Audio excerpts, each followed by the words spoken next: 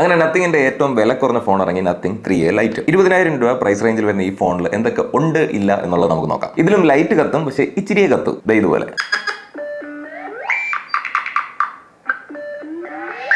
Flat display ആണ്, പക്ഷേ Bessel's അത്യാവശ്യമുണ്ട്. നമുക്ക് യൂണിഫോം ആയിട്ടുള്ള ബെസൽസ് 4 സൈഡിൽ വരുന്നുണ്ട്. പക്ഷേ കണ്ടന്റ് വ്യൂവിങ്ങിന് നമുക്ക് വീഡിയോസ് ഒക്കെ കാണാനായിട്ട് നല്ലതാണ്. 120 ഹെഡ്സിന്റെ ഡൈനാമിക് AMOLED സ്ക്രീൻ ആണ് വരുന്നത്. 3000 പീക്ക് ബ്രൈറ്റ്നസ് വരുന്നുണ്ട്. 2160 PWM ഡിമ്മിങ്ങും വരുന്നുണ്ട്. ഒരു കാര്യം പറയാം ഗൈസ്, ബിൽഡ് ക്വാളിറ്റി കിഡിലാണ്. അസാധ്യ ബിൽഡ് ക്വാളിറ്റി. ഈ ഒരു പ്രൈസ് റേഞ്ചിൽ വരുന്നതിനകത്ത് ഏറ്റവും കിഡിലും ബിൽഡ് ക്വാളിറ്റി ആയിട്ട് എനിക്ക് ഫീൽ ചെയ്യുന്നു. ഫ്രണ്ടും ബാക്കും ഗ്ലാസ് ആണ്.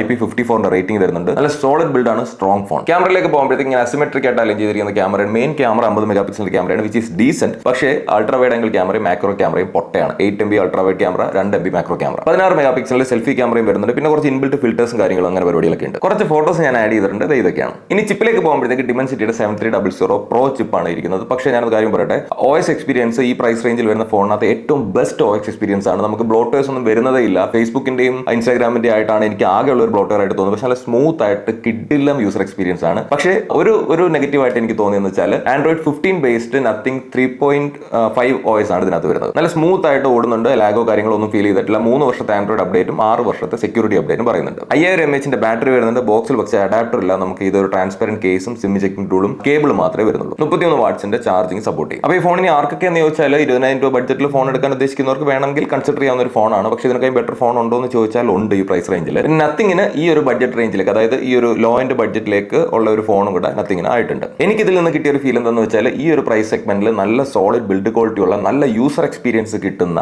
മോശമില്ലാത്ത മെയിൻ ക്യാമറ ഉള്ള ഒരു ഫോൺ. അത്രയായിട്ടാണ് എനിക്ക് തോന്നിയത്. നിങ്ങളുടെ അഭിപ്രായം എന്താണെന്നുള്ളത് കമന്റ് ചെയ്യുക ഗൈസ്. അപ്പോൾ കാണാം. ബൈ.